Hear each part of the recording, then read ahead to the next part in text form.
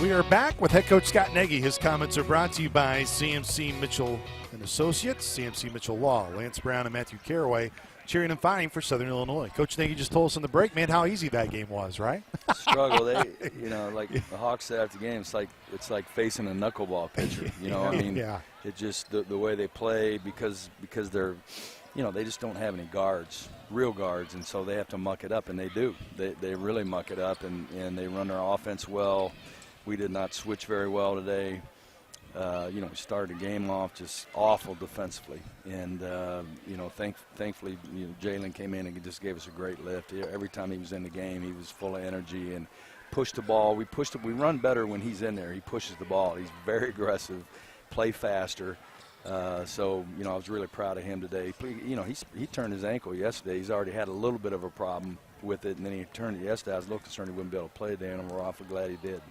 Coach, one of the biggest areas you've told us, and you'll say it again in this interview, I'm sure, is, hey, I'm not worried about the offense. And Drew was one of those guys, just to see him come up big in so many ways in the second half. We shot 59%. Yes. So the offense is not the problem. The turnovers were the problem. We struggled with the zone, and we only had 3 turnovers in the second half. 12 in the first is what killed us. Defensively, I think we were right around 1 point per possession. We only gave up 2 offensive rebounds in the second half. We were just a better second half team for sure. Coach, how important was your full court pressure and turning the tempo of this game around? Good. We were just so flat early, and I think we changed some things. We put some subs in and went black, and got them went for it. Just changes their pace a little bit. Doesn't let them run their offenses long. We have to chase them around. So Hawks done a good job of mixing those things up. Damian Mayo just continues to be doing the silent killer stuff he had. I think he had your best plus minus, and to speak to maybe what he's bringing in a game like this.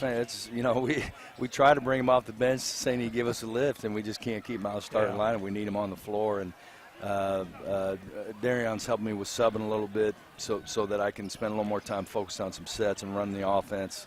And he's making sure that that he's playing more minutes. Davion, we're trying to get more minutes, and Davion really struggled in the first half, but came back and played well in the second half. One of the areas, as Coach Watson was just alluding to, plus minus is not always the greatest metric. It's hard to tell because who are they playing with? All those things are a little hard to tell, but I think over a course of a long time, when you look at it, I think it can mean something.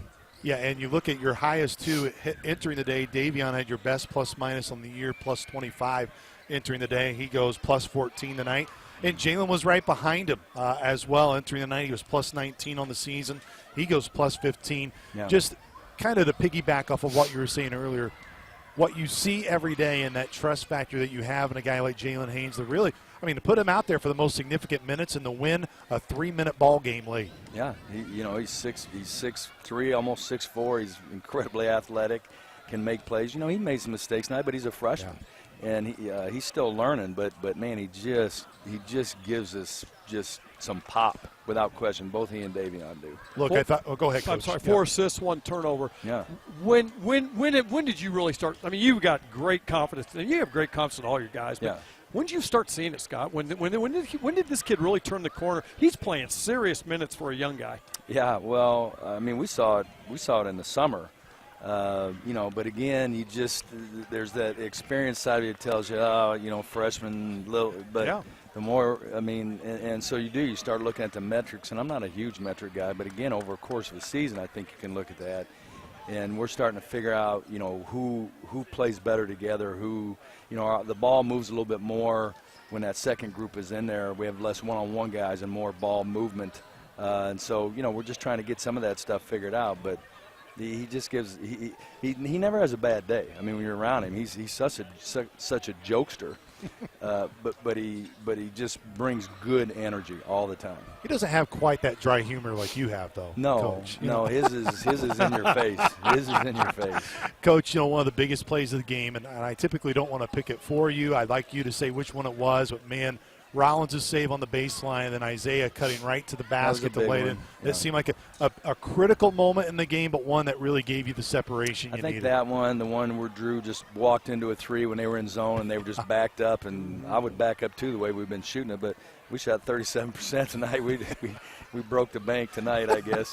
But I think that was a big one, and we ran a play.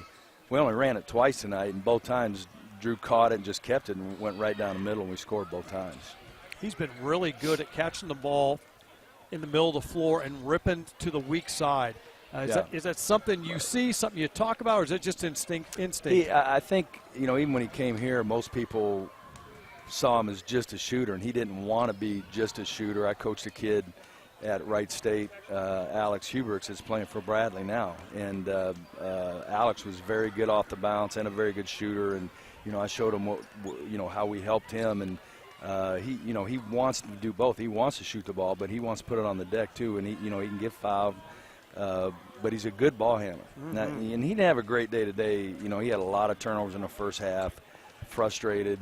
We're just so tight offensively, but I think the second half will help us relax a little bit. You've seen a lot of zone over this last week, and as you said, struggle with it at times tonight, but where do you see your team getting better at it, and what you can take away really from this week and all the different zones you've seen? They really packed it in. I mean, and we've been able to get it into the middle of it and dump it down, but they were just so tight, and we were trying to force it, putting it on the floor with bodies around. So all we got to do is catch it in there. If it's that tight, you just skip it opposite, and it's open. And we have a few guys can do that, other guys that aren't great passers. But Kelron struggles with zone. He just does, because he's small, can't see over the top of it, and he doesn't get lost in it. He just stands. We're trying to get him to move more so they lose him instead of just standing in one spot. But that's what zone does to you. It just makes you it's amazing what it can do to your mentality in terms of an offensive player. And we really try hard when we're going against a zone to not let it change the mentality of treating it like a man-to-man and throwing the ball inside. But they really squeezed the floor, and we needed Drew to make some shots for us. Coach, I think there's a lot of games where you see it play out like it does in the first half, especially when you mix in all the travel that your team has had. It's easy to see it continue to go in not a good direction. But I was concerned about this game because, I mean, we've been going. The only thing is their schedule is worse than ours. They've played like 6 true road games now, and or 5, I don't know. But we've traveled more. We've gone farther and been gone more. But even coming home after all that travel, trying to give the guys a rest. We have a flat-out true day off tomorrow. I mean, no film, no nothing. They don't want to see us. We don't want to see them. So, and it's needed. It's definitely needed because we're just going right back on the road again. Yeah, it'll be and for those of you, when you do fly commercially, it'll be a 3-day trip out to High Point, which, of course, will be a really good team next Tuesday. Coach, thanks so much for the time. We appreciate it. Yep, thanks. Nice.